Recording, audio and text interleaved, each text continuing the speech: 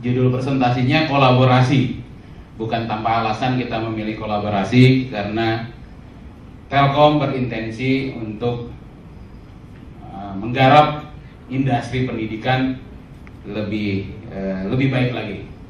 Caranya bukan berkompetisi dengan para pelaku yang sudah ada, tetapi mengajak berkolaborasi.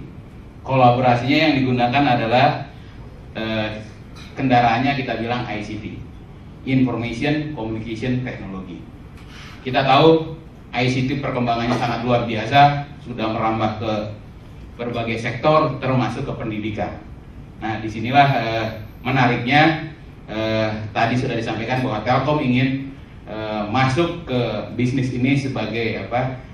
Nanti bisa kita diskusikan peran apa yang bisa dilakukan oleh PT Telkom untuk menggarap industri education. Kolaborasi yang sangat cocok konsepnya, kita menggunakan konsep MORE, karena bukunya yang terkenal dari MORE adalah The Death of Competition. Kompetisi ini, kalau dulu orang biasa, kalau di bisnis kamu harus berkompetisi. Kalau MORE bilang jangan berkompetisi, karena udah mati, udah lewat zamannya kompetisi. Sekarang zamannya kolaborasi. Nah, itu dia di bukunya menawarkan satu konsep. Jadi kalau kita ingin masuk ke satu industri, kita harus tahu persis siapa pelakunya. MORE sangat baik menggambarkan para pelaku di satu industri, generiknya seperti ini.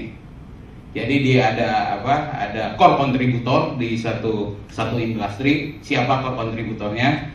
Terus ke sisi kanan adalah outbound, kalau orang telco bilangnya selalu gitu.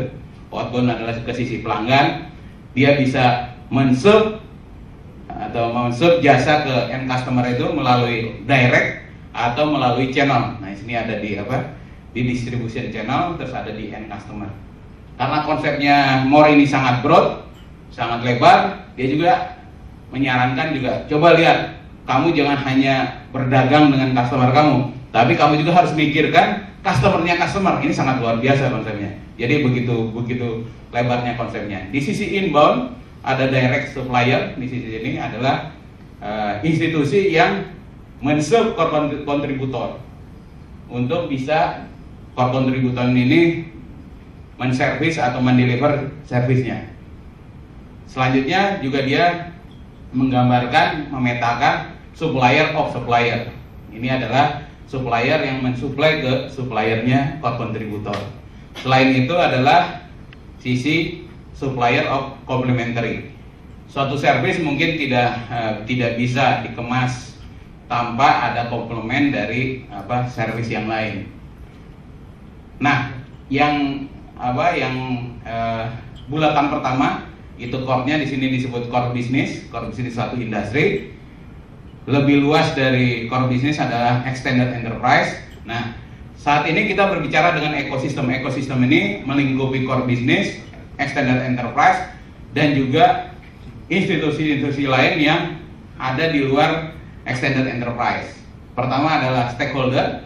Stakeholder termasuk di situ ada investor, ada owner, ada trade association, ada labor union. Ini adalah contohnya seperti itu.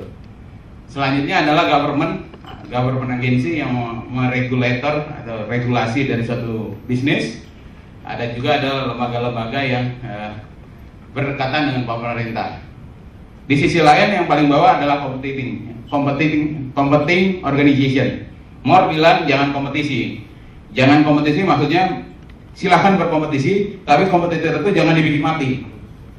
Dia kompetitor ini harus kita jadikan sparring partner sebagai standar kita. Kalau kompetitor melakukan sesuatu, kita harus bisa lebih baik lagi dari kompetitor itu.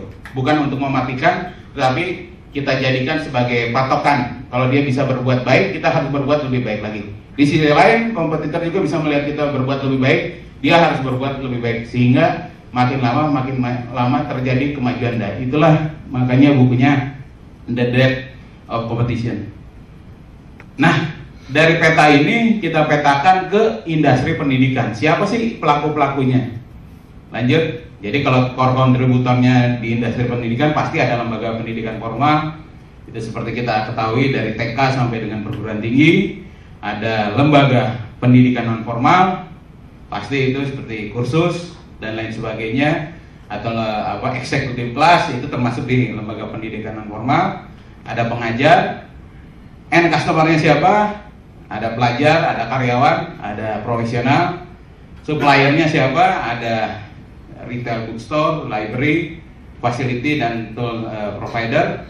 Supplier of supplier yang bisa kita identifikasi adalah writer dan publisher, property provider. Komplementarinya untuk menyelenggarakan pendidikan bisa ada TV, ada radio, provider, software provider, hardware provider, bank. Juga ini satu yang yang terkait dengan industri pendidikan, dan network service provider. Mungkin inilah para pelaku. Selanjutnya pelaku ini tadi kita sudah diskusikan bahwa antar pelaku ini punya keterhubungan, dan itu kita mappingkan melalui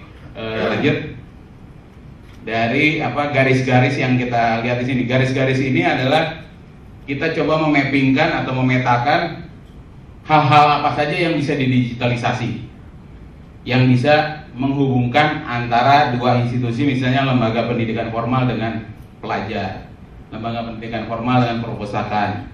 Nah, ini garis-garis ini adalah mapping digitalnya.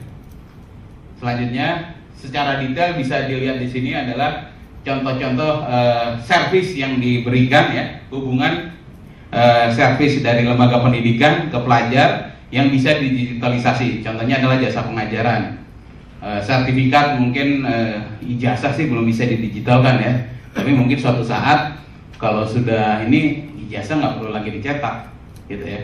Ini adalah contoh-contoh hubungan antara satu aktor dan aktor yang lain.